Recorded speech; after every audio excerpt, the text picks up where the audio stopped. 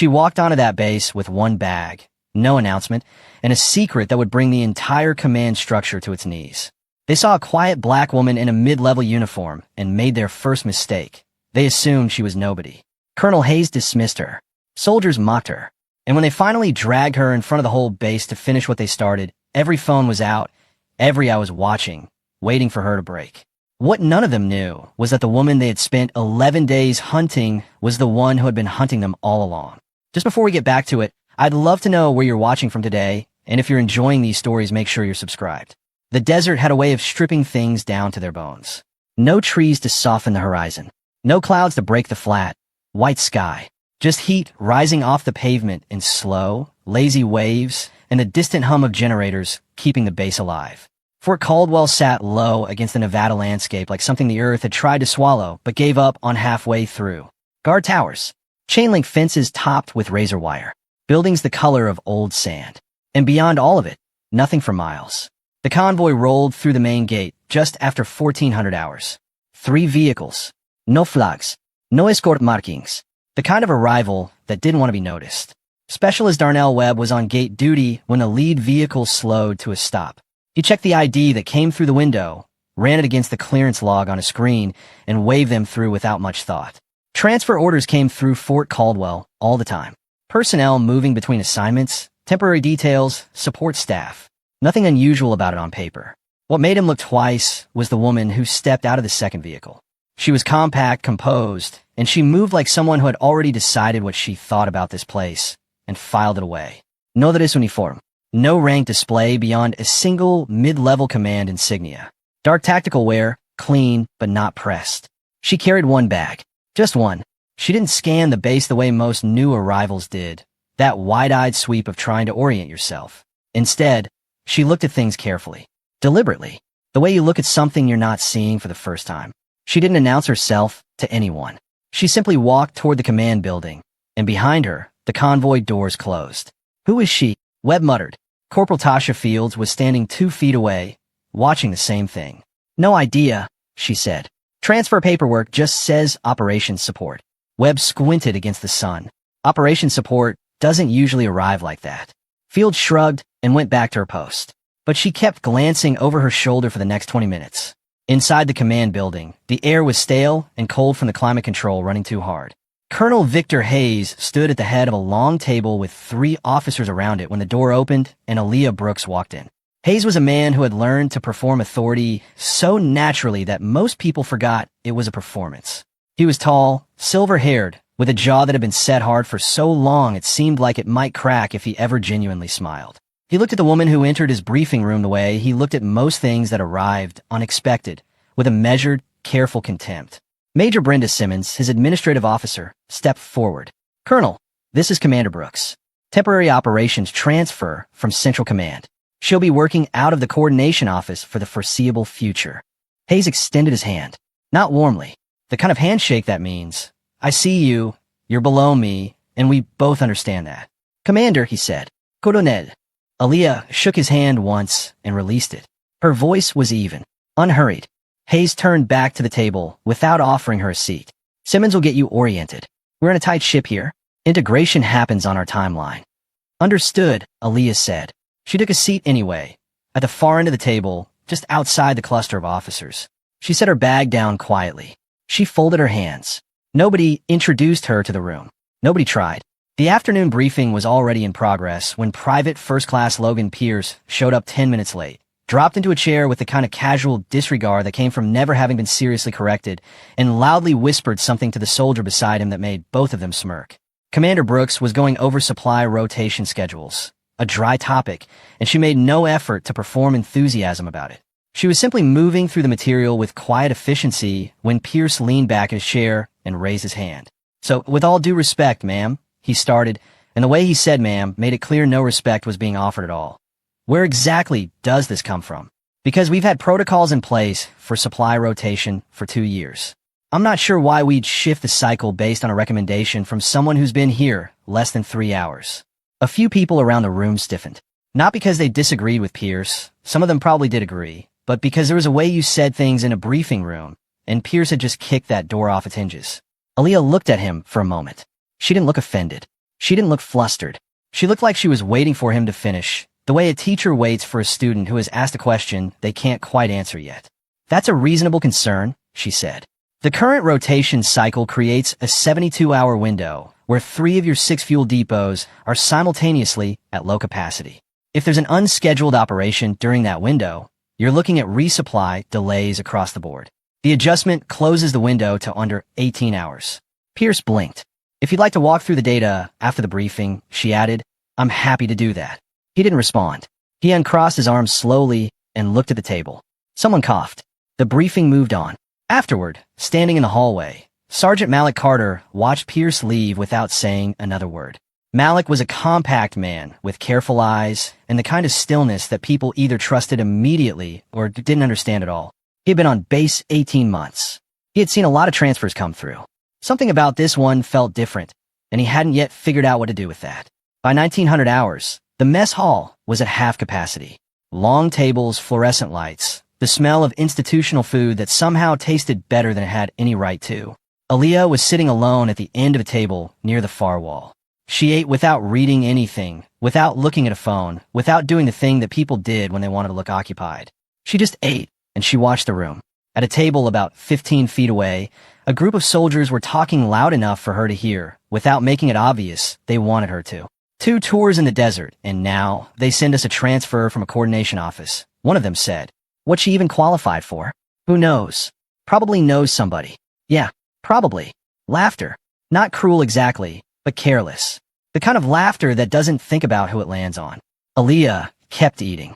She didn't look at them, but her eyes moved, just slightly, to the table, then to the door, then to the guard station visible through the window behind it, then back to her food. Malik was 3 tables away. He had been watching her since she sat down. Not staring, just checking. He saw what the group didn't notice she was doing. She was cataloging the exits, the sight lines, the way the room organized itself socially, who sat with whom, who avoided whom, who talked across rank lines, and who stayed rigid within them. She wasn't just eating dinner. He picked up his tray and moved to a table slightly closer. Not next to her, just closer. She didn't acknowledge it, but she noticed. The restricted file request happened at 2100. Aaliyah submitted it through proper channels. Formal request, log timestamp, attached credentials from Central Command. Colonel Hayes came back with a denial inside of 15 minutes, citing ongoing security protocols. She read the response once, typed a brief acknowledgement, logged out. Major Simmons, who had been watching the whole interaction from across the administration office, expected some kind of reaction. A complaint, a callback, a follow-up. Nothing came. She didn't even push back, Simmons mentioned to Hayes the next morning. Good, Hayes said, without looking up from his desk. Then she understands where she stands. But across the base, in her quarters, Aaliyah was already 3 steps ahead of that conclusion. She had expected the denial. She had counted on it. The speed of the denial told her something more valuable than any file would have. Hayes was paying attention. He was monitoring her access requests in real time, which meant he was worried about what she might find. You don't watch something that doesn't threaten you. The base at night ran on a skeleton crew. Perimeter guards on 4-hour rotations. 2 surveillance stations, one at the north entrance, one at the south vehicle bay. Interior cameras on a fixed sweep cycle. Aaliyah walked the base at 2300. She wasn't trying to be invisible. She walked openly, slowly, like someone who couldn't sleep.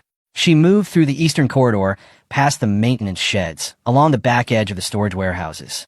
She stopped at certain points and seemed to simply breathe the night air. What she was actually doing was counting. The northeast corner of the second warehouse complex fell outside the camera sweep for exactly 40 seconds at the end of each cycle.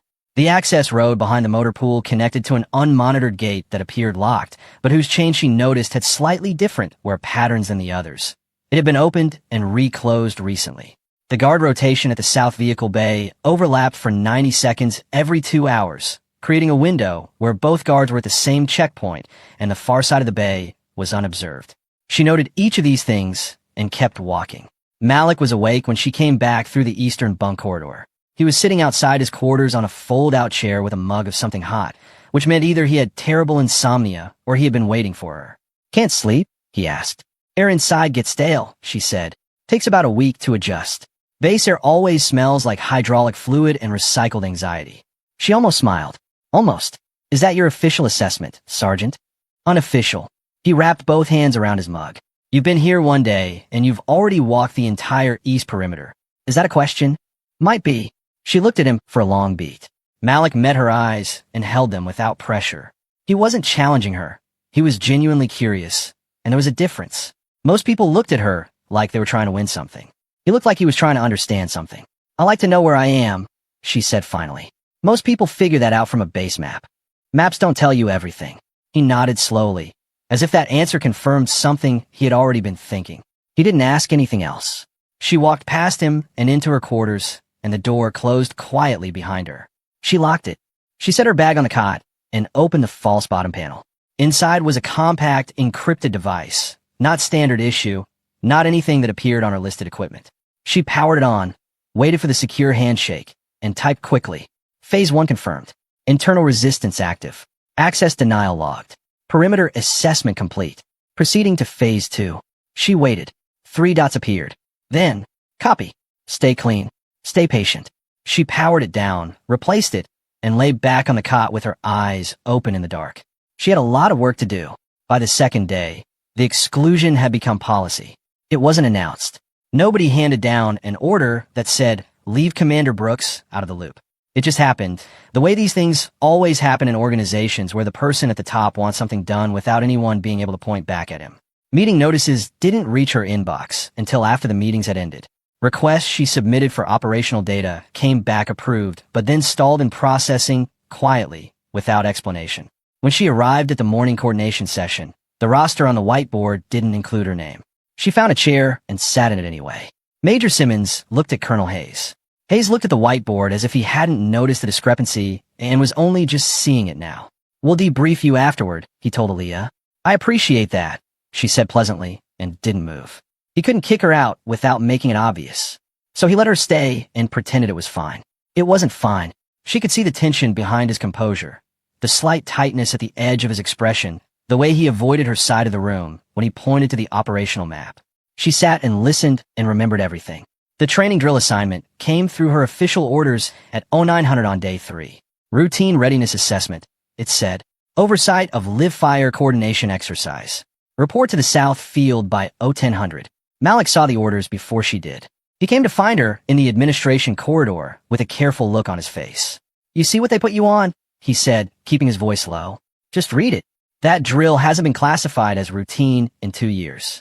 They ran it last spring, and it was a disaster. Communications failure, misaligned fire team coordination, 1 near casualty.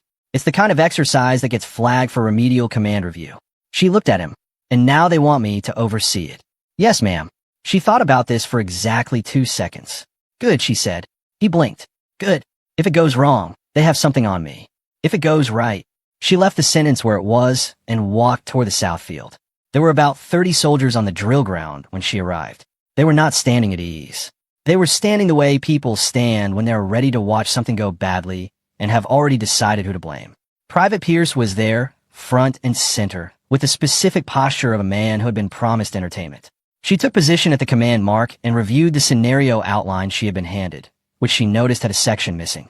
Communication protocols for the 3rd phase of the exercise weren't included in her briefing materials. It was the kind of omission that would have caused a real officer to pause, to wait for clarification, to look uncertain in front of the assembled soldiers. She ran the drill from memory. Not her memory of this base. She had never run this drill before. But she knew the fundamental architecture of live-fire coordination exercises from years of designing them. She restructured the 3rd phase communication protocol on the fly, assigning radio channels and verbal confirmation cues out loud to the team leads before anyone realized the briefing materials had been incomplete. Pierce watched this happen with narrowing eyes. Then the drill began. For the first 20 minutes, everything ran controlled. Teams moved, communicated, held formation. It was when Pierce, assigned to lead fire Team Charlie, decided to go off script that things got interesting. He broke formation, moved his team wide of the designated corridor in what was clearly meant to be a bold, independent call. The kind of move that either looks like brilliance or disaster depending on how it lands. He was counting on it looking like brilliance. He was counting on showing up the woman running the drill by making a play she hadn't called. The problem was that the corridor he moved his team into was the exact path the opposing team simulation fire was sweeping across in the 3rd phase. His own team called it before he did. Sergeant Mitchell, we're in the sweep zone. Back right. Move, Aaliyah said calm and loud from the command mark. She had already tracked the vector. Charlie team, back right and hold. Now, Pierce hesitated for exactly 1 beat too long. Pierce, move your team. He moved them. The drill continued. When it ended, the score log was the highest the Southfield exercise had produced in 8 months. The communications held. No simulative casualties. Every phase completed on target. The soldiers didn't applaud, but the quality of their silence was different from before. Pierce said nothing. He left the field without looking at her. She made 1 note on the drill sheet, signed the bottom, and handed it to the assessor. Lieutenant Daniel Reeves had been watching from the periphery.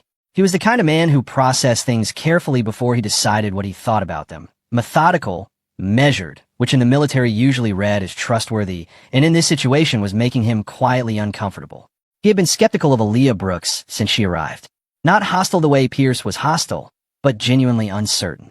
She had a mid-level command designation and a vague operational backstory, and yet she moved through problems with a fluency that didn't match her stated experience level. The supply rotation catch in the first briefing. The way she had handled the restricted file denial without complaint. Now this, pulling a drill out of a broken briefing like she had been running this exact exercise for years. He pulled her personnel file that evening and read it 3 times. The file was clean. Too clean. The career progression was plausible. The commendations were legitimate. But there were gaps, small ones, the kind that got smoothed over when someone's records were deliberately edited to support cover. He recognized the pattern because he had seen it once before. 3 years ago, on an entirely different operation. He closed the file and sat with that thought for a long time. The equipment sabotage happened on day 4. Aaliyah was scheduled for a command simulation exercise, a solo assessment, standard procedure for incoming transfer personnel. They gave her a command console and a set of scenario parameters and left her to run it. Someone had gotten to the console first. The calibration on the communication relay was off. Not broken. Broken would be obvious. Off. The kind of subtle miscalibration that would produce bad data in the 3rd phase of the scenario, cause a simulated communications blackout, and generate an assessment score that suggested the commander had made poor decisions under pressure. She detected it in the setup check. She didn't report it. She didn't make a show of discovering it. She simply adjusted her approach, ran the scenario using manual relay protocols instead of the automated system, kept her decision log meticulous, and completed the assessment with a passing score that reflected not the broken tools but the workaround she had executed around them. When the assessor reviewed the results, he found nothing to flag. The person who had tampered with the console found nothing to use. She had given him nothing. Captain Elena Ruiz worked out of a corner office in the intelligence wing that most people on base forgot existed. She was quiet by nature and thorough by profession, and for the past several months, she had been looking at a pattern in the base's logistics records that she couldn't explain.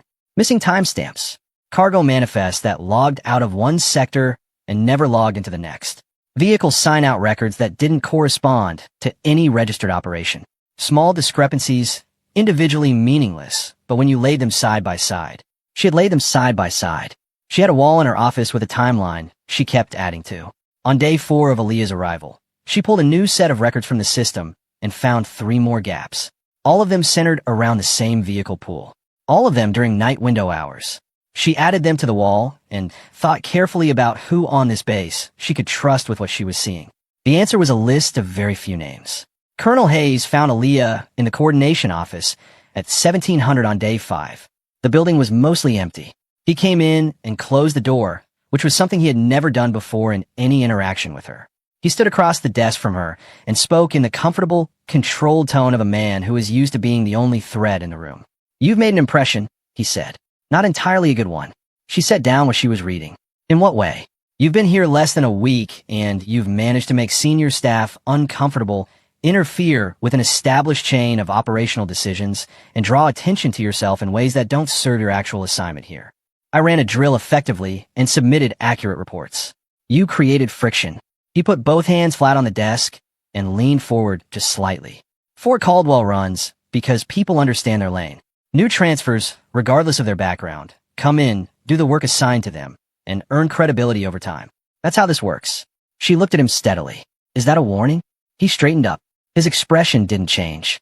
"It's a reminder of how careers develop. Or don't." She let the silence sit for a breath. "Careers end when truth surfaces," she said. Something moved behind his eyes. It was there and gone in less than a second, just a flicker of something colder than the performance he was running. But she saw it. He left without another word. She sat in the empty office for a moment, then went back to what she was reading. Malik found her at the Eastern training track at 0600 the next morning. She was running. He fell in a step beside her without asking, which she didn't object to. They ran a full lap before he said anything. Hayes talked to you yesterday. He did. I heard the tone. She kept her pace even. Did you? Seeing that tone used on 3 people in the last 18 months. 2 of them transferred out inside of 2 weeks. 1 filed a formal complaint that quietly disappeared. He glanced at her sideways. You don't seem like any of those options. I'm not. He nodded. They ran another half lap. What do you actually need from me? She considered the question. Not whether to trust him. She had already made that call. She was deciding how much. Right now, just keep watching. If anything moves through the vehicle pool after 2200 that isn't on the duty roster, I need to know about it. You don't have to do anything else. Just tell me. He processed this quietly. They finished the lap. He stopped at the start point, and she kept going. Yes, ma'am, he said to her back. That night, in her quarters, Aaliyah powered up the encrypted device and typed the second transmission. Corruption confirmed. Vehicle pool irregularities documented. Access barriers consistent with active concealment operation. Key personnel identified. Requesting authorization to proceed to documentation phase. The response came back in under a minute. Authorization granted. Proceed carefully. Do not surface until evidence is airtight. Trust no one beyond your own assessment. She powered it down. She sat in the dark. Outside, the desert wind moved across the base in long, slow currents. The generators hummed. A guard called out a perimeter check through the radio somewhere down the corridor. She thought about the next move. Then the one after that. Then the one after that. She had been underestimated before. It never stopped being useful. The vehicle pool moved at 2314. Malik had been watching from the shadow of the Eastern maintenance shed for 2 hours by then, sitting still enough that the motion sensor light above the side door never triggered. He counted 3 vehicles, 2 cargo trucks, and a covered transport. Pulling out through the unmonitored gate Aaliyah had flagged on her first night. No headlights until they cleared the perimeter. No radio chatter on any channel he could pick up. No duty roster entry. Nothing logged. He memorized the plate numbers and the direction they headed and walked back to his bunk at a pace that wouldn't draw attention. At 0600, he was in the east corridor when Aaliyah came through on her morning walk to the administration building. 3 vehicles, he said quietly, falling in step beside her. 2314. Un monitored gata. Cargo type, heavy, headed northwest. She didn't break stride. Plates. He recited them.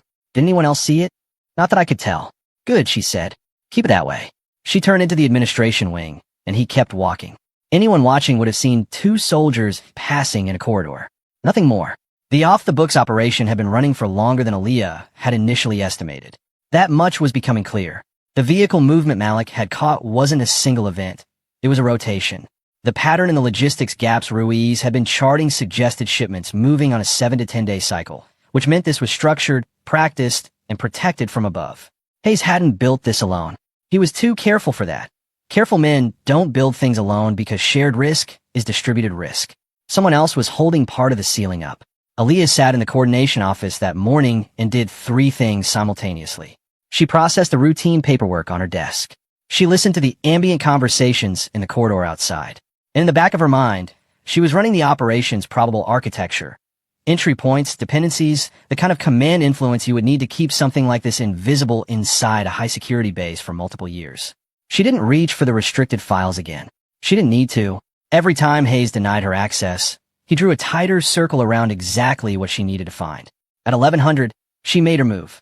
She didn't intercept the operation directly. That would have required resources she hadn't surfaced yet and would have signaled more than she was ready to signal. Instead, she pulled the fuel allocation record for the Northwest Transport Corridor and submitted a routine efficiency audit request through a subordinate administrative channel. It was the kind of request that looked like paperwork, the kind that nobody tracked closely. It redirected a mandatory inspection checkpoint to the Northwest Gate for the following 48 hours. The route Hayes vehicles used would now have to divert. The shipment cycle would break. Not permanently, but enough to slow it down, create pressure, force a decision. She filed the request and went to lunch. The problem was that one of Hayes' men was more attentive than the rest.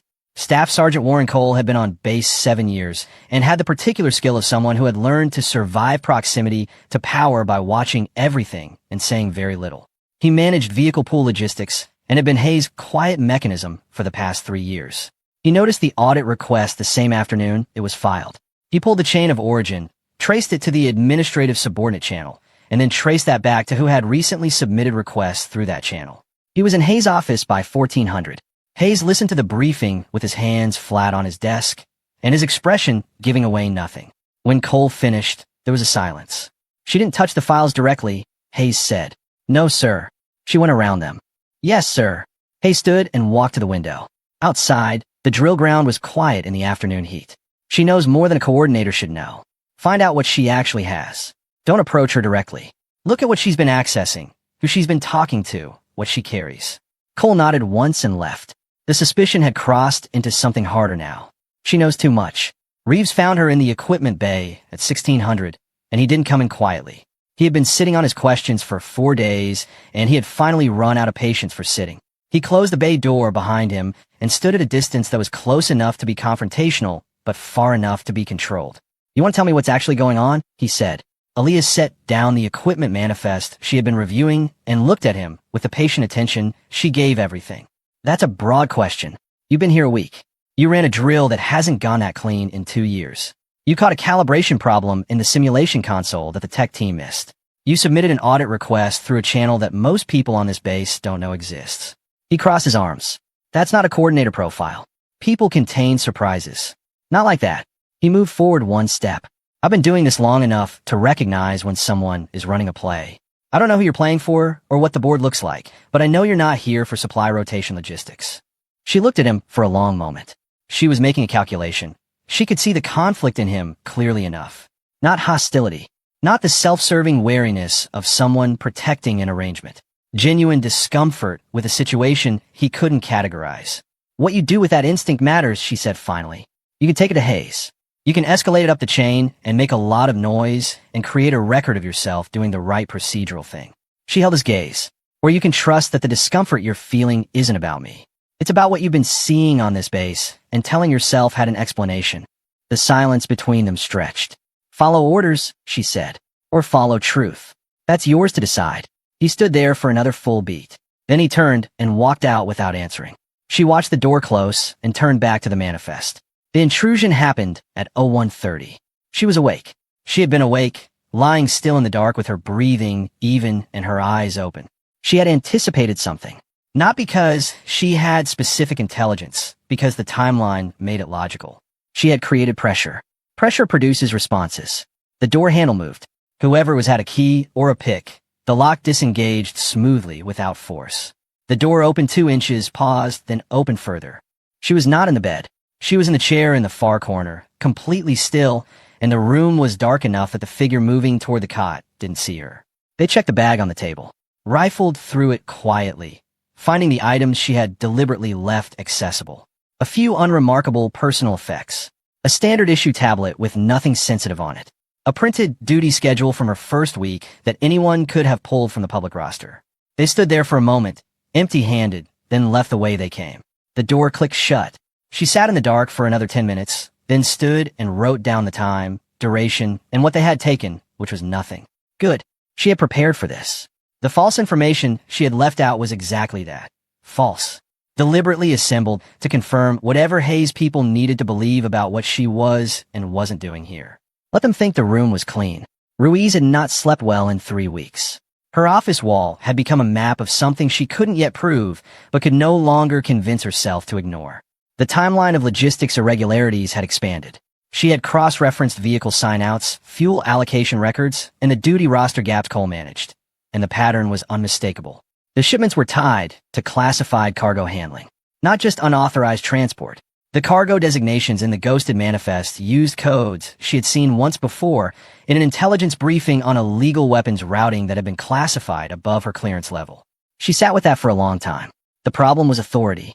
She was an intelligence officer on a base where the commanding officer was the subject of her suspicion. She could not bring this up the chain without going through Hayes. She could not go around Hayes without risking the integrity of whatever was actually happening here. If someone else was already investigating, her interference could compromise it. She needed someone with the standing to receive this evidence and act on it. She looked at her wall. Then she looked at the list of names she had been keeping of people on this base she thought she could trust. Commander Brooks' name was near the top. She hadn't acted on it yet, but she was getting close. Hayes moved against her on day 9. The mechanism was clean. A formal complaint logged through the base disciplinary system. Unauthorized interference with operational logistics, citing the audit request she had filed. Hayes had a subordinate sign it, which kept his name one step removed. By the time Aaliyah received notice that a formal inquiry had been opened, the paperwork was already moving. Simmons delivered the notice in person, which was unusual.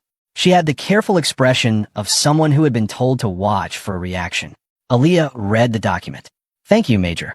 You'll need to attend a formal inquiry session at 1400, Simmons said. "I'll be there." Simmons waited for something more. It didn't come. The inquiry room was small and deliberately uncomfortable. A feature, not an accident. 2 officers she had never formally met sat at the table across from her. Hayes was not in the room, which was either protocol or strategy. She assumed both. They walked through the audit request. They asked about her decision-making process, her chain of authorization, her understanding of her own operational scope. She answered each question with precise, careful language. She explained the efficiency rationale for the audit. She referenced the administrative channel that authorized it. She produced a printed copy of the procedural handbook that confirmed the request type was within coordinator scope. There was nothing they could hold. They asked if she had any other outstanding requests or actions that fell outside her stated assignment.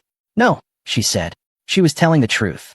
Every action she had taken was technically within the bounds of her cover assignment. She had been meticulous about that. The inquiry stalled. At the close of the session, she gathered her documents.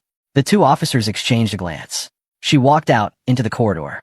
Hayes was standing 15 feet away, watching her emerge. She walked toward him.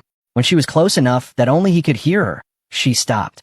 "You should have checked who signed your last transfer approval," she said quietly. She kept walking. Behind her, she heard nothing. No response, no footsteps. She didn't look back, but Hayes had gone completely still. He stood in the corridor for a long moment after she turned the corner, and for the first time since she had arrived, he was not performing certainty. He was thinking. The assembly was called at 0800 on day 11. Full base. No exceptions. The announcement came through official channels with Hayes' command authorization attached, and the framing was administrative, a scheduled operational review. But the word moved through the base the way words always do in closed environments, faster than the official version and more detailed. The review was about Commander Brooks. By the time soldiers filed into the assembly courtyard, the broad shape of what was coming had already circulated. She had overstepped. She had interfered with operations. There was a formal complaint on record. Hayes was going to make it formal. Pierce was early. He positioned himself where he would have a good sight line to the front of the assembly. Reeves sat in the back row and did not talk to anyone. He had spent the previous 2 days going back through orders. Not his current orders, but old ones. Requests that had passed through his desk over the past 8 months that he had signed off on without examining closely because they came wrapped in the right language and the right authorization signatures. He pulled 3 of them now and laid them side by side. The authorization signatures matched, but the operation codes they referenced didn't correspond to anything in the official mission log. They corresponded to nothing at all, which meant they corresponded to something that wasn't supposed to exist. He thought about the conversation in the equipment bay. Follow orders, or follow truth. He looked at the papers in his hand. He looked at the front of the assembly courtyard, where Hayes was taking his position at the command podium. He folded the papers and put them in his jacket pocket. Elena Ruiz did not go to the assembly immediately. She was in her office, and she was looking at the last piece of evidence she had needed to look at for 3 days, but kept stopping short of, the way you stop short of a door you know you can't unopen. It was a cargo manifest, a real one, not a ghost record. It had been filed and processed and signed. And at the bottom, in the authorization field, was Hayes' name. Clear, unambiguous. Attached to a cargo designation that belonged to a weapons routing classification she had confirmed through a back channel with a contact at Central Command. This wasn't circumstantial anymore. This was evidence. She needed someone who could receive it with the authority to act on it. She had made her decision about who that was.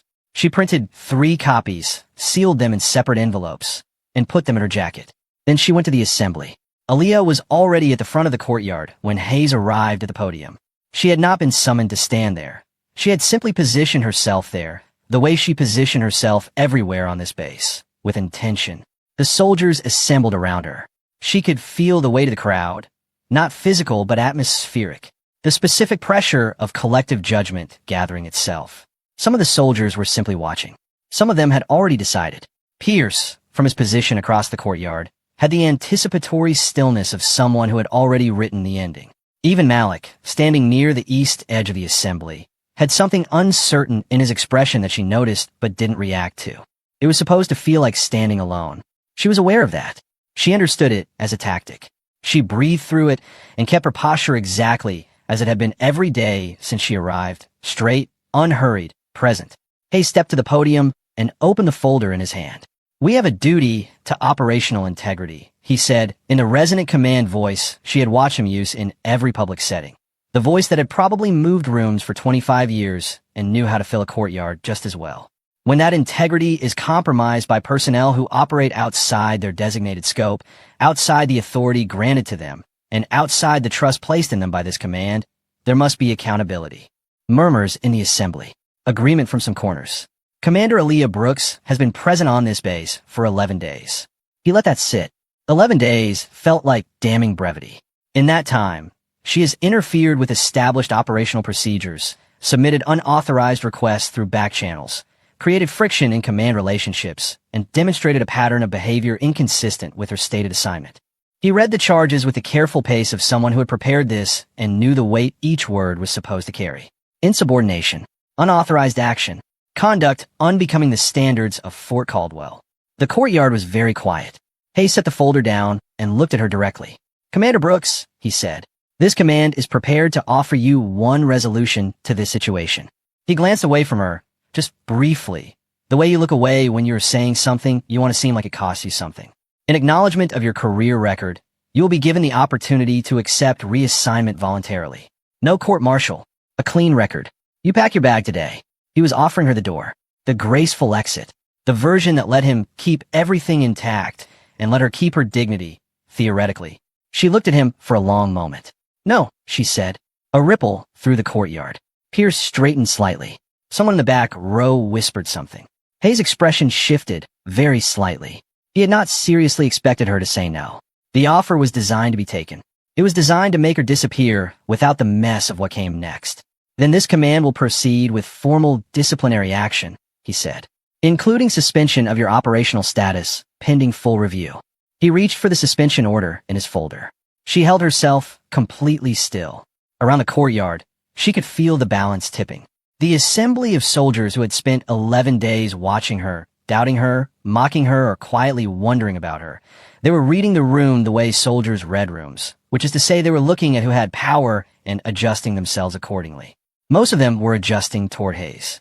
Malik's hands were clasped behind his back, and his jaw was tight, and he was looking at her with an expression she recognized.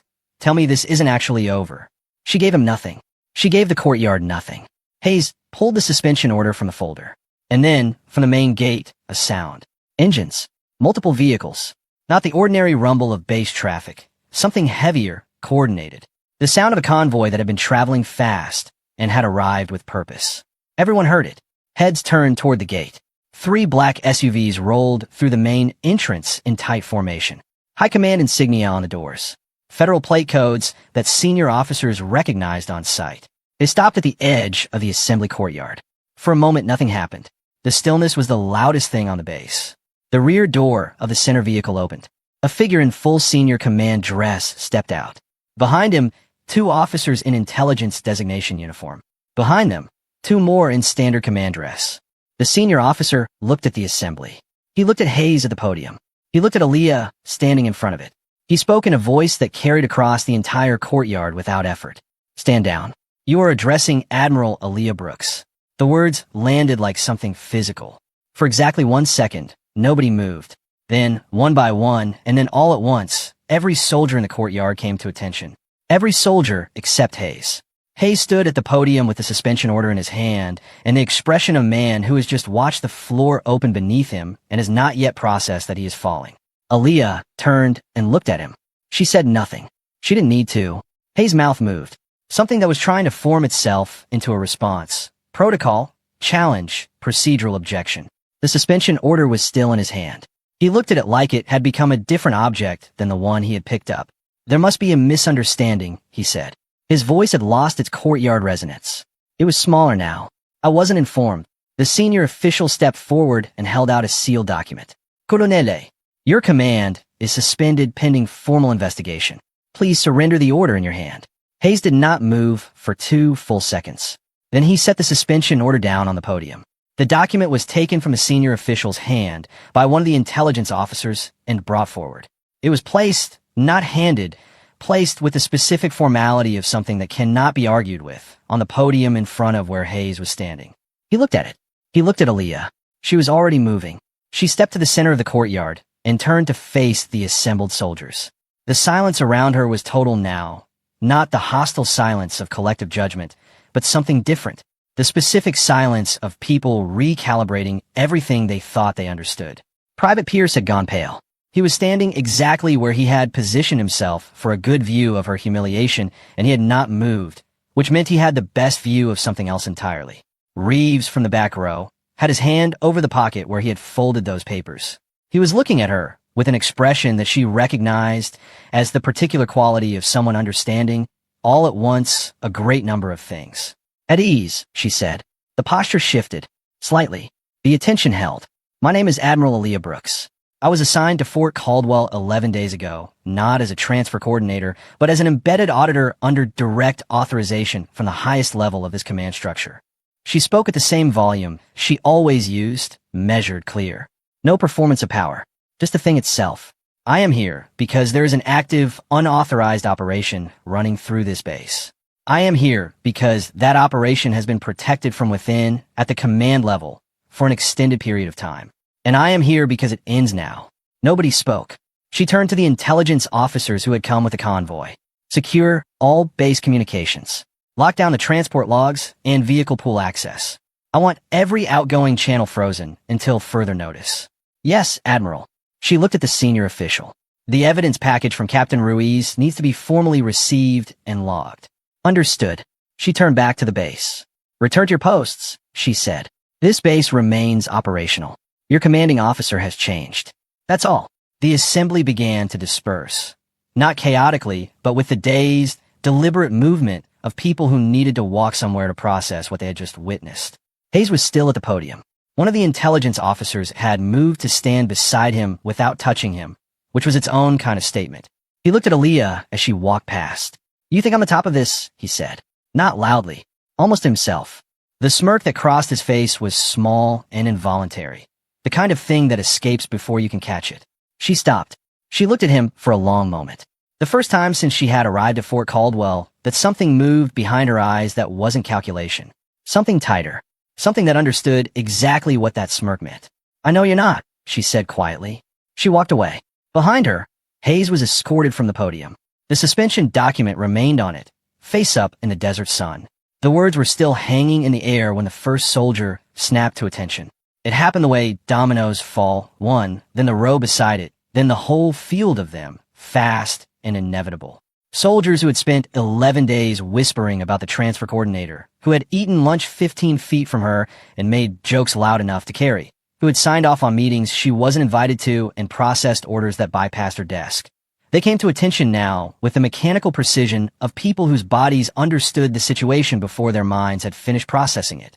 Private Pierce did not snap to attention. He stood where he was and went the color of old concrete. Hay still had not moved from beside the podium. The suspension document lay, face up on it in the hard desert sun, and he was looking at it the way a man looks at something that has materialized out of a world he no longer fully recognizes. Aaliyah let the silence hold for exactly 3 seconds. Long enough to be felt, short enough to stay controlled. "At ease," she said. The posture across the courtyard shifted, not relaxed exactly. Nobody was relaxed, but the rigid attention broke into something more human. And in that small adjustment, she could read the whole room at once. Confusion on most faces. Recognition dawning on a few. Reeves at the back, with his hand still pressed against the pocket where those folded papers were, looking at her with an expression that was somewhere between relief and the specific shame of someone who has been wrong about the right person. Malik at the east edge exhaled, just once, quietly, but she noticed it. The senior official, Brigadier General Charles Weston, though she hadn't used his name yet because she didn't need to, his insignia was enough, stepped forward and offered her a sealed portfolio. She took it without breaking her address of the courtyard. Hayes found his voice somewhere in the silence. It was smaller than his courtyard voice had ever been, but he was reaching for it with both hands. There's clearly been a miscommunication at the command level, he said. I was not given notification of any embedded operation. Protocol requires. Colonele. She turned to look at him. Just that. His name, and her eyes on him, and the particular quality of her stillness. He stopped. Your command authorization was suspended as of the moment General Weston's convoy cleared that gate, she said. Anything you were in the middle of doing, including that sentence, stopped being your business at that moment. Weston, who had stepped to her left and slightly behind her, produced another document from his jacket and held it forward. One of the intelligence officers carried it to Hayes. Formal notification of suspension, Weston said. Pending investigation into unauthorized operations, misuse of classified logistics infrastructure, and obstruction of command-level audit authority. Hayes took the document. He looked at it. The performance of composure he had maintained for 11 days was cracking at the edges now. Not collapsing, he was too practiced for full collapse, but the cracks were visible. His jaw was slightly too tight. His eyes moved a fraction too fast. He looked at Aaliyah one more time. I wasn't given, he started again. You weren't given notice, she said, because the operation you were protecting would have been moved the moment you had it. That was the design. She turned back to the courtyard. She was done with him. The base reacted to the next 20 minutes the way water reacts when you drop something heavy into it, rings expanding outward, disrupting everything they reached. Aaliyah issued orders in the sequence she had planned for 11 days, each one precise, no hesitation between them. Secure all outgoing communications. Freeze the vehicle pool. Pull every transport log from the past 6 months into a locked evidence archive. Detain logistics personnel pending individual review. She assigned the intelligence officers to specific stations and gave Weston's team the access codes they needed to work through the base's administrative system without routing through Hayes' compromised command layer. It took 14 minutes to lock the base down from the inside. She watched it happen from the center of the courtyard, turning when she needed to, speaking when she needed to, and the rest of the time simply present, the way she had been present every day since she arrived, except now the room understood what that presence meant. Pierce had finally moved. He was standing near the east wall with 2 other soldiers, and his face had settled into something that wasn't quite shame and wasn't quite anger, and was probably going to take him a while to sort out. She noted him and moved on. Hayes made his last attempt at 15 minutes in. He had been standing near the podium under the quiet supervision of an intelligence officer, and apparently decided that quiet supervision was a softer boundary than it looked. He straightened up and addressed Weston directly, bypassing her. General, I have documentation that establishes direct authorization from the deputy command level for the operations in question. Whatever is in that file, he gestured toward the evidence portfolio, needs to be reviewed in that context. I'm requesting an immediate channel to deputy command. Weston looked at him with the patient neutrality of a man who had heard a great many things in his career and was not surprised by any of them. He looked at Aaliyah. She stepped forward. Colonel, she said, your deputy command authorization requests route through this office now. She held up the sealed portfolio. I am the higher authorization. The channel you're requesting goes through me. And I'm telling you to sit down. The intelligence officer at Hayes' left shifted his position by exactly 2 inches. Hayes sat down. Captain Elena Ruiz had come through the east entrance of the courtyard during the command transfer and was standing near the back with her sealed envelopes pressed flat against her ribs under her crossed arms, watching everything with the expression of someone who has been carrying a heavy thing for a long time and is trying to decide if it is safe to put it down yet. Aaliyah spotted her from across the courtyard. She crossed to her directly, which meant walking through the dispersing crowd of soldiers, and then moved out of her path with an instinctive deference that would have felt different 11 days ago. She stopped in front of Ruiz. You have evidence. Ruiz looked at her for one careful moment. Then she reached into her jacket and produced the envelopes. Código manifests. Logistics gap documentation. A confirmed connection to a classified weapons routing designation. She paused. Hayes' signature on the primary manifest. Original copy, not a reprint. Aaliyah took the envelopes. How long have you been building this? For months. Alone. Yes. She held Ruiz's eyes for a beat. You've been watching. Quietly. Carefully. And you waited until you had something that couldn't be dismissed. She tucked the envelopes into the portfolio. You're part of this investigation now. Formally. I need you working with my intelligence team on the logistics pattern, specifically the multi-base routing. Ruiz straightened slightly. Not a snap to attention. Something more personal than that. Yes, Admiral. Good. She turned. Come with me. Ruiz was waiting at the edge of the courtyard. He wasn't performing waiting. He wasn't leaning against anything or looking at his watch. He was simply standing still, facing her direction, with the papers from his pocket now held in his hand. He had taken them out at some point during the last 20 minutes and was holding them the way you hold something you've decided to stop hiding. She walked to him. She took the papers he held out without him needing to explain them. She looked at the operation codes. She looked at the authorization signatures beside them. She looked at him. How long did it take you to see it? Longer than it should have, he said. No deflection. No covering language. When did you start looking? The equipment bay, he said. After he talked, I went back through orders that night. She nodded once. These go into the evidence package. She held the papers. And you go on record as the officer who identified the falsified codes. He looked at her steadily. I doubted you. Most people did. That's not an excuse. No, she agreed. It's not. But what you do now matters more than what you did then. She looked at him directly. I need a field lieutenant I can trust. Someone who knows this base, knows the personnel, and won't flinch when this gets harder. It's going to get harder. He met her gaze without blinking. I'm in. Then you're in, she said simply. I'll brief you this afternoon. She walked past him into the command building, and Ruiz and Weston fell in behind her, and the courtyard finished clearing around the space where Hayes had been standing, and the base, divided for 11 days into people who doubted her and people who stayed quiet, reorganized itself around a new center of gravity. She had work to do. The command office had been Hayes for 6 years.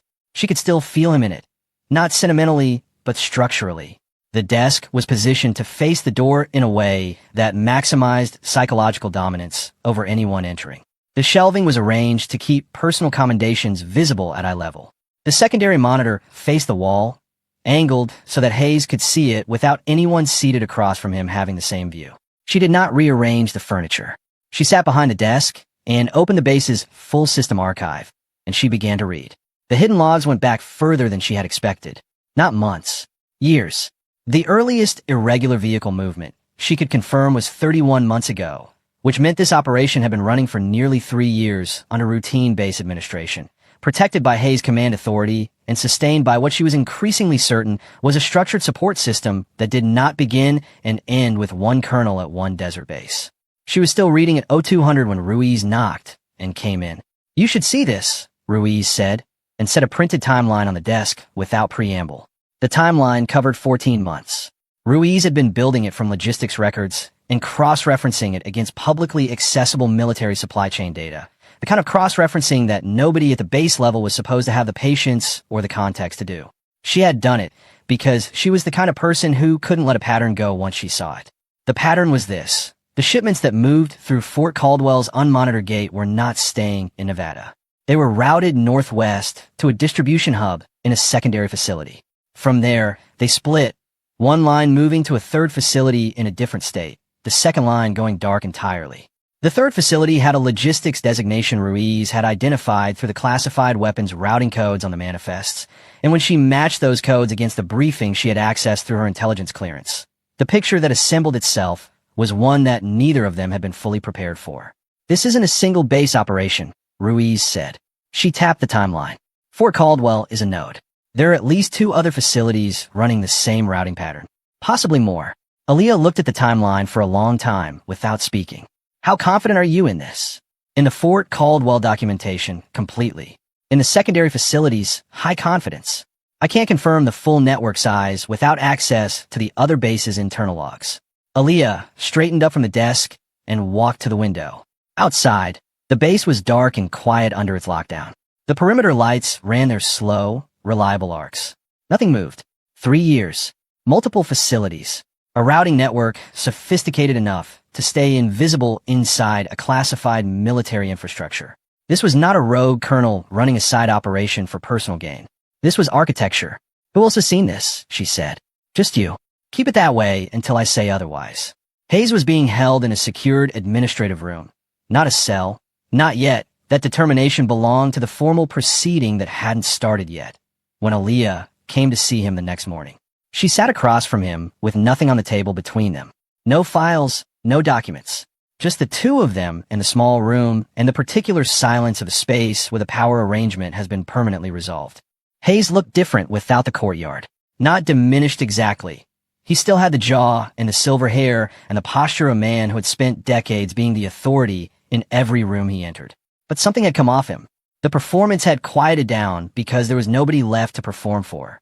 "I'm not going to ask you about the cargo," she said. "I already have the manifests." He looked at her with flat, careful eyes. "I'm going to ask you something simpler." She held his gaze. "The authorization structure above you. How many layers?" Nothing from him. "Victor." She used his first name without ceremony. Not as warmth, but as the removal of his rank title. A small, precise thing. "You built something that required protection from above. You didn't have the standing to create that protection yourself. Someone gave it to you. I want to know who." He leaned back in his chair and looked at the ceiling for a moment. While he looked back at her, something had shifted in his expression. Not cooperation. Something more complicated than cooperation. "You're already too late," he said. The words were quiet. They were not a taunt. They were delivered with the specific weight of something factual. She studied him. Too late for what? He looked at her for another long beat. Then he looked away. "There's a shipment scheduled within the next 24 hours, he said. "Not through this base. You've locked this one down. That's already been accounted for. The network doesn't stop because one node goes offline." He paused. "You've been watching me. You've been watching this base. But the operation you're actually looking for isn't here. It hasn't been here for a while." He said nothing more. She sat with that for a moment. Then she stood. "Thank you, Colonel," she said, and meant it in the way you mean it when someone has just told you more than they intended to. Malik found it at 1400. He had been assigned to the vehicle pool documentation team. His knowledge of the physical layout made him the most useful person for cross-referencing the physical sign-out records against the digital logs. He was halfway through a crate of paper manifests from the past 18 months when he pulled a file that made him stop. It was a shipping order. Legitimate formatting, legitimate signatures, legitimate routing code. Except the routing code was one of the ones Ruiz had flagged on her wall, and the scheduled date on the shipping order was tomorrow. It was for a facility 2 states away. The cargo description was listed as medical equipment. He photographed the document and walked it directly to the command office. Aaliyah read it once. Where was this file? Physical records. Not in the digital system at all, which meant it had been intentionally kept out of the searchable archive, which meant someone had planned for the digital system to be reviewed and had kept this particular record somewhere they thought a digital audit wouldn't reach. She looked at Reeves, who was at the secondary desk reviewing the falsified operation codes. "We have a live shipment. Different facility. 24 hours. He was already reaching for his radio. The interception plan came together in 3 hours. Reeves coordinated the field logistics, 2 teams, light configuration, vehicle intercept at a highway junction 40 miles from the secondary facility. Ruiz ran the intelligence layer, tracking the shipping order against known network routing points and identifying the most probable vehicle and timing. Aaliyah worked the authorization structure, pulling in Weston's resources and securing a secondary command sanction that gave them jurisdiction outside Fort Caldwell's physical perimeter. They moved at 2200. It was a clean night. Cold desert air, clear sky, the kind of darkness that sits flat and absolute between the highway lights. Reeves led the field team. Aaliyah stayed on comm, running the operation from the mobile command vehicle that Weston's convoy had brought. At 2340, the field team reached the intercept junction. At 2352, the target convoy came into range. Visual on 3 vehicles. Reeves said through the comm configuration matches. Moving to intercept. The intercept was textbook. The convoy was stopped without incident. The field team moved to secure the vehicles, and Reeves went to the cargo hold of the lead truck personally. The comm was quiet for 20 seconds. "Admiral," his voice was careful. "You need to hear this. Go ahead. The cargo hold is empty." She heard him. She processed it. "All 3 vehicles?" "Checking now." A pause. "Yes. All 3. Empty." She sat in the mobile command vehicle and looked at the comm panel and understood immediately what had happened, because Hayes had told her something that she had not fully heard. The network doesn't stop because one node goes offline. "You've been watching me, but the operation you're looking for isn't here." He had told her she was too late. He had been right about the timing, if not the location. The shipment she was intercepting was a decoy. The real cargo had moved while she was focused on this. "Reeves," she said, "stand down the intercept. Secure the vehicles and driver for processing. Come back. Copy." She closed the comm channel and sat in the quiet dark for a moment. They had been watching her intercept the decoy. Whoever was running this network had known about the interception plan, which meant they had a source of information inside her operation. Someone with access to what she was doing in real time. There was a leak. Active, current, and close. She was back on base by 0200. The first thing she did was pull the access logs for every system that had touched the interception plan, who had seen the shipping order, who had been in the room when the plan was assembled, who had access to the comm channels.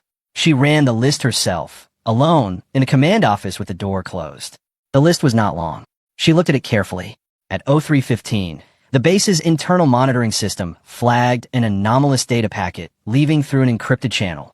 Not a standard communication, a compressed data burst, the kind used for passing information quickly and quietly to an external receiver. The origin point was inside the base.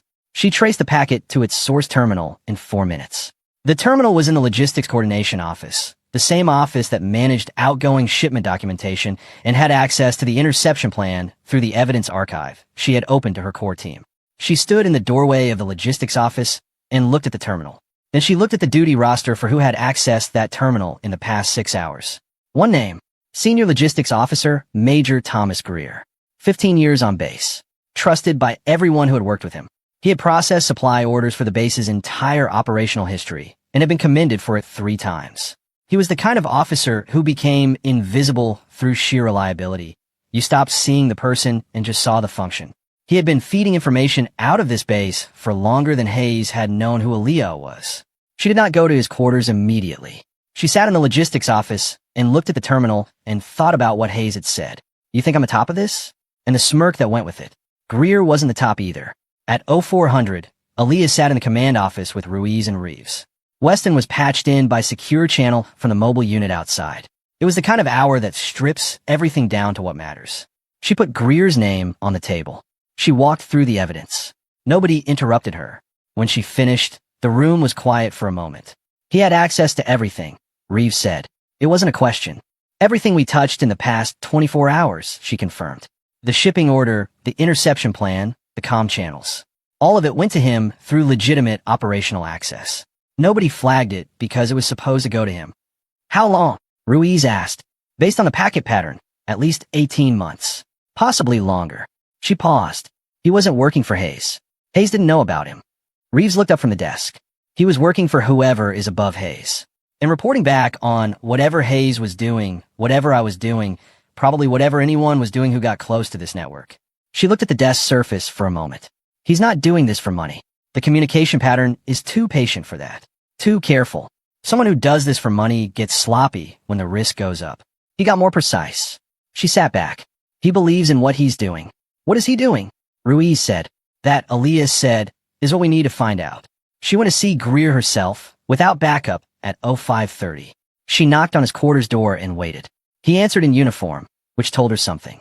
He had heard the base stir in the past few hours and had dressed for whatever came next. He was a trim man in his late 40s with a kind of forgettable face that served a particular kind of purpose. When he saw her, his expression registered nothing. Not surprise, not fear, not even resignation. Just a steady, considered calm that she recognized because she had spent 11 days wearing it herself. Admiral, he said. Major Greer. She did not move to enter. She stood in the doorway. I know about the data bursts. I know about the channel. I know you knew about the interception before we executed it. She held his gaze. I'm not here to arrest you. I'm here because I want to understand what you think you're doing. He looked at her for a long moment. You want to understand? He said, as if considering whether the offer was genuine. I want to understand. Yes. He was quiet for a few seconds. Then, come in. She stepped inside. He did not sit, and neither did she. They stood in the small, clean space of his quarters with the first gray light of morning beginning at the window. The weapons routing you're investigating, he said. You think it's corruption? Personal gain. A colonel in a network of operators moving illegal cargo for profit. Isn't it? Parts of it. He looked at her directly. But the people above Hayes aren't doing this for profit. They believe they are stabilizing something. Managing threats that legitimate channels can't move fast enough to address. The weapons in those shipments aren't going to criminal buyers. He paused. They're going to people fighting things that our government has decided it cannot officially acknowledge fighting. She looked at him without reaction. And you believe that justifies it. I believe the world is more complicated than the authorization structures we use to navigate it. Something moved in his expression, not doubt exactly, a kind of weariness. I've been watching this operation for 3 years. The people running it are not careless. They are not greedy. They are genuinely convinced they are doing necessary work. And what do you believe? He looked at the window. Outside, the desert was beginning to lighten at the edges. I believe, he said slowly, that I may have been watching it long enough that I stopped being able to tell the difference between conviction and justification. She let that sit in the room between them. Major Greer, she said. I need the name of the external contact. The person above Hayes. The one you've been reporting to. He looked at her for a long time. Then, at 0547, with the first pale light breaking over the desert, he gave her the name. She kept her expression exactly still. She thanked him and left his quarters and walked back through the quiet base corridors to the command office. She sat behind Hayes' desk in the gray morning light and looked at the wall across from her. She had the name now, and what came with the name was the full understanding of what Hayes had meant. You think I'm on top of this? The external orchestrator was not military. The external orchestrator held a civilian position that sat above military accountability in the particular way that certain civilian positions did. Positions that could authorize, fund, and protect operations that never appeared in any log under the specific justification that some threats required solutions that could not be officially named. Her encrypted device buzzed once on the desk. She looked at it. A message had arrived on the secure channel. Admiral Brooks, stand down. This goes above your rank. She read it twice. She set the device down. She looked at the gray morning through the command office window for a long moment. Then she began to plan. The name Greer had given her was Richard Calloway, not a general, not a flag officer, not anyone whose name appeared on a military command structure at any level. Richard Calloway was a deputy director of a civilian oversight body that sat between the Department of Defense and the intelligence community, one of those positions that existed in the administrative space between institutions, where accountability became a question of which chain of authority you asked and whether they were willing to answer. He had the kind of power that didn't require a uniform. She sat with his name in the gray morning light and mapped what she knew about him against what Greer had told her. And the picture that assembled itself was not a simple one. Calloway had been operating this network for 7 years.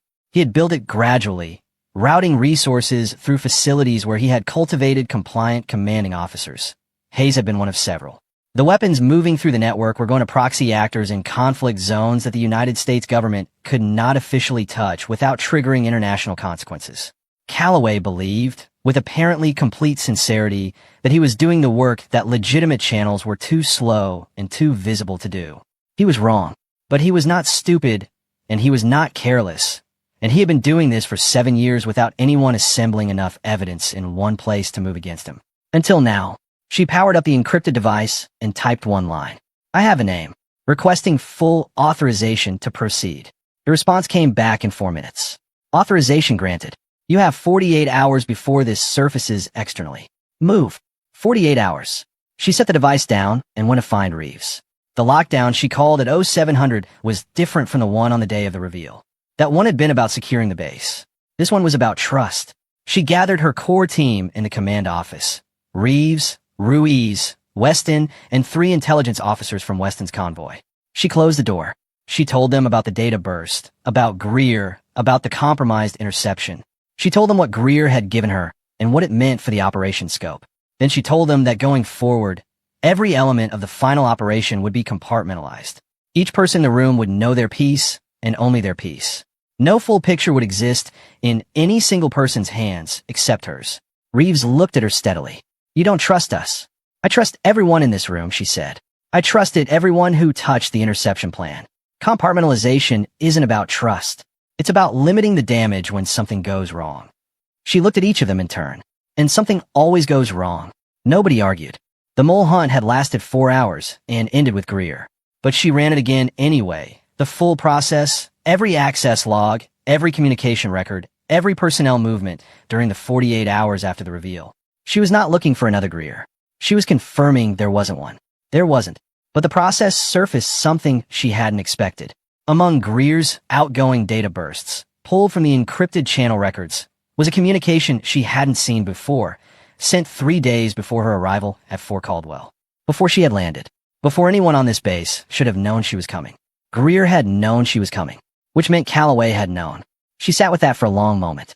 Calloway had known an Admiral was being embedded at Fort Caldwell before she arrived. He had not moved to stop it. He had not pulled his operation back. He had let her come in and let her spend 11 days building her case. and then he had fed her a decoy and sent a message to her secure channel telling her to stand down. He had been testing her.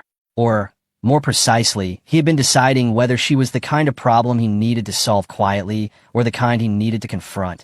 The threatening message was his answer. He had decided to confront. She thought about this for a long time. Then she called Reeves. "Change of plan," she said. "He knows we're coming, so we don't go to him." Reeves paused. "Then how? We make him come to us." Reeves' breakthrough came at 1100. He had been working through the encrypted communications Greer had received. Not the ones going out, the ones coming in. The instructions, the routing updates, the authorization codes for each shipment. They were compressed and layered, but the intelligence officers had been peeling them back for 6 hours, and at 1100, they found one that had been sent 8 days ago containing something Calloway had not intended to include. An external IP origin point, unmasked by a technical error in the compression layer. It was a fraction of a second of exposure in the encryption, the kind of thing that happened when someone's technical infrastructure was very good but not perfect. It was enough. The origin point traced to a private communications facility registered to a civilian consulting firm in Washington. The firm's address was 2 blocks from Calloway's office building. Reeves put it on the desk in front of her. "He made one mistake," he said. She looked at the trace. "Everyone makes one." She pulled Weston in immediately. The origin point, combined with Greer's testimony and the cargo manifest evidence Ruiz had assembled, gave him enough for a formal authorization to compel Calloway's appearance before a secured investigative channel. Not an arrest. His civilian standing made that a longer process. But a compelled appearance before a secured channel was something Weston had the authority to initiate, and with the evidence package they now held, it would hold. Weston made the call at 12:30. By 1400, Calloway had been formally notified. By 1500, he had accepted, which told her something important about him. He was still confident. He still believed he had a play left. The secured channel opened at 1700. It was a video link, encrypted end-to-end, running through a government communications system that both parties had authorized access to. On Calloway's end, he would have legal counsel present and probably a communications advisor. On her end, it was her, Ruiz, and a recording system logging every frame. She had done this before. Not this exact situation, but the shape of it. A person who believed their position protected them, sitting across from her on a screen, deciding whether to perform innocence or perform authority. Calloway chose authority. He was a trim man in his 60s with the particular grooming of someone who had spent a career in rooms where appearance was leverage. His suit was expensive without being obvious about it. His expression when the link opened was somewhere between cooperative and condescending. The expression of a man who has agreed to a meeting he believes he can control. "Admiral Brooks," he said, "I appreciate you making time." "Mr. Calloway." She kept her hands flat on the table in front of her. No documents in view. No performance of preparation. "I want to start with a simple question. How long have you been running this network?" He smiled slightly. "That's a characterization I'd push back on. What I've been involved in is a series of authorized operations conducted under oversight structures that..." Richard. She used his first name the same way she had used Hayes, as the removal of a title, not as warmth. "I have your signature on authorization codes for 17 separate shipments. I have the IP trace from your communications facility. I have testimony from Major Greer. And I have cargo manifests that connect this network to weapons routing through 3 military installations." She paused.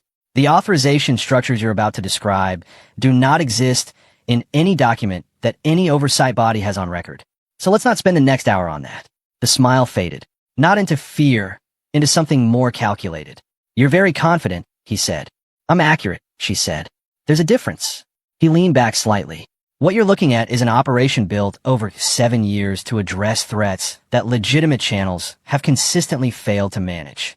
The weapons in those shipments have prevented 3 separate incidents in conflict zones that would have cost American lives if we had waited for formal authorization processes too. Those authorization processes exist for a reason," she said. "They exist because they're politically convenient, not because they're effective." He looked at her directly now, and she could see the genuine conviction in it. The same thing Greer had described, the same thing that made this more complicated than simple corruption. "I've been doing this work longer than you've held your current rank, Admiral. The threats I've been managing don't wait for congressional approval cycles. And the people who die when unregistered weapons move through unaccountable networks," she said, "do they wait?" He was quiet for a moment. "Collateral cost," he said. "Every operation has it. Including this one," she said. including what happens to you now. His expression changed, just slightly. The confidence recalibrated into something harder. You have evidence, he said. I have reach. I have relationships at levels that will determine how this evidence is received, who reviews it, and what timeline that review operates on. He leaned forward. I sent you a message this morning. I meant it as a warning. I'm extending it now as a practical reality. Stand down, Admiral. Walk this back. Your career is not worth a 7-year operation that is serving genuine national interests. She looked at him for a long, level moment. My career, she said quietly, is not what I came here for. She reached to her left and placed a single document in front of the camera. It was a court authorization, not a military one, a civilian federal court authorization, processed through a channel Calloway's relationships did not reach, signed by a federal judge Weston had woken up at 5 that morning. It compelled the immediate preservation of all records connected to Calloway's communications facility. It froze the consulting firm's operational status, and it named Richard Calloway as a subject of active federal criminal investigation. He looked at it on his screen. His legal counsel, just visible at the edge of the frame, leaned forward. That's been active since 1400 today, she said. Before this call, before you agreed to join it. She held his gaze. You thought you were coming in to close this down. You came in to be on the record when it opened. He said nothing. Mr. Calloway, she said. This is over. She closed the channel. The final operation ran that night. Hayes, sitting in his administrative holding room and watching his own situation become irreversible, had made a decision sometime in the afternoon. It was not redemption. She was clear-eyed enough about him not to dress it as that. It was self-preservation, and it came in the form of one specific piece of information, the location of the actual shipment. The real cargo that had moved while she intercepted the decoy. It was sitting in a distribution warehouse 40 miles from the secondary facility, waiting for a clearance code that Calloway would now never be able to send. She sent 2 teams with Reeves leading the primary. She stayed on calm. The warehouse operation took 47 minutes. No casualties. The cargo was secured. Weapons components, 3 categories, all matching the classified routing designations Ruiz had identified. The drivers detained. The warehouse locked and transferred to federal custody. Some of the network's outer contacts had already moved when the court authorization hit the communications facility. 3 individuals they had wanted to detain were gone before the teams reached them. That was the cost she had known was coming. Hayes' intel was good, but not complete, and the network's edges were designed to scatter when the center was hit. She stood at the comm and listened to Reeves' team confirm the cargo secured, and she let herself feel the weight of what had not been fully caught. The 3 who scattered. The parts of the network that lived in other bases, other facilities, other authorization structures they hadn't reached yet. The operation was a victory. It was not a clean one. It was necessary. It was real. And it was incomplete. The way truth in institutions is always incomplete. You close one door and find 3 more behind it. Good work, she told Reeves through the comm. You too, Admiral, he said. She powered down the comm and sat in the command office in the quiet dark for a long time. It broke publicly on a Thursday. Not from her office. The formal press release came through the Department of Defense's communications office after the federal investigation had been officially acknowledged. But the shape of it moved faster than the official channels, the way these things always do, and by Friday morning it was on every major network, and by Saturday it had been picked up internationally. 7 years of unauthorized military logistics operations. 3 bases. Weapons routing through civilian proxy networks. A deputy director of a civilian oversight body, formally named as the central orchestrator. A sitting colonel suspended pending court-martial. A senior logistics officer in federal custody. Evidence assembled and presented by an embedded admiral operating under direct command authorization. The story was large. The response was larger. She watched none of it. She was still at Fort Caldwell, still behind the desk that had been Hayes, working through the documentation that a case of this scale required. Evidence packaging. Chain of custody verification, personnel record reviews. The kind of work that didn't make news, but made prosecutions possible. The court-martial proceedings for Hayes were initiated on day 16. She attended the opening session as a witness. She sat in the hard chair in the formal hearing room and answered questions in the same measured, precise language she used for everything, and the evidence she had assembled answered the rest. Hayes sat across the room in his service dress and listened to the charges read in a voice that was completely flat. The commendations on his record that had been visible at eye level in his office were no longer in the room. When the session broke for the day, she passed him in the corridor without stopping. He looked at her once. She looked back. There was nothing left to say between them. Reeves came to her office on day 17. He knocked, which he hadn't done in the last week. He'd been walking in with the ease of someone who had fully inhabited the role she had given him. The fact that he knocked told her this was something personal. "Come in," she said. He sat in the chair across from her desk. He looked at his hands for a moment before he looked at her. "I've been thinking about the equipment bay," he said. "You don't need to." "I want to." He looked up. "I had the pattern in front of me earlier than I admitted to you. The operation codes. I saw something that didn't add up in the duty roster 3 weeks before I actually pulled the files. And I filed it away because it was easier to assume there was an explanation I was missing than to go looking for one." She set down what she had been reading and gave him her full attention. "I've been asking myself why," he said. "Why it was easier. And the honest answer is that the explanation I was most willing to accept was that you were the thing that didn't fit. New transfer, unclear background, seemed to know more than she should. It was easier to put the anomaly on you than to put on a system I'd been operating inside for 3 years." She was quiet for a moment. Outside, the base was running its ordinary sounds. A vehicle somewhere, radio chatter at a distant frequency, the generators doing their constant work. "You're telling me this because you want me to know you understand what happened," she said. "I'm telling you because it matters that someone in this building says it plainly." He held her gaze. "I measured you against the wrong standard, and I almost let that cost something real. That's on me, not on you." She looked at him for a moment. "What you did with it when you figured it out," she said. "That's what I needed, and that's what you gave me." She picked up the document she had set down. "Don't spend too much time in the court-martial of yourself, Reeves. You're more useful to me here." He nodded once, and the thing that had been sitting between them settled. He stood, and she was already back to reading, and he left without ceremony, which was the right way to leave. Malik's commendation was processed on day 18. She had written it herself, which was not required. The citation could have gone through standard channels, but she wrote it herself because she wanted the language to be precise. What Malik had done was not dramatic. He had watched a vehicle pool in the dark for 2 hours. He had memorized plate numbers in a direction of travel and delivered them the next morning without embellishment. He had kept the information exactly where it needed to be and nowhere else. That was the work. The unglamorous, attentive, reliable work that operations ran on, and it mattered as much as anything that had happened in the courtyard on the day of the reveal. When she handed him the commendation in her office, he read it and looked up at her. "You wrote this yourself," he said. "The language in the standard form didn't cover what you actually did." He looked at it again. He was quiet for a moment in the way he was always quiet. Not uncomfortable, just deliberate. "When you first got here," he said, "your first night, walking the perimeter, I remember. I told myself it could have been anything. Couldn't sleep. Like night air. Lots of things." He folded the commendation carefully. "But I knew." "You suspected," she said. "I knew," he said again, without arrogance. "Just factually." She looked at him. "Why didn't you push harder?" "Because you didn't need me to," he said simply. "You needed me to watch and be ready. So that's what I did." She held his gaze for a moment. "That's exactly right," she said. Elena Ruiz's promotion was announced on day 19.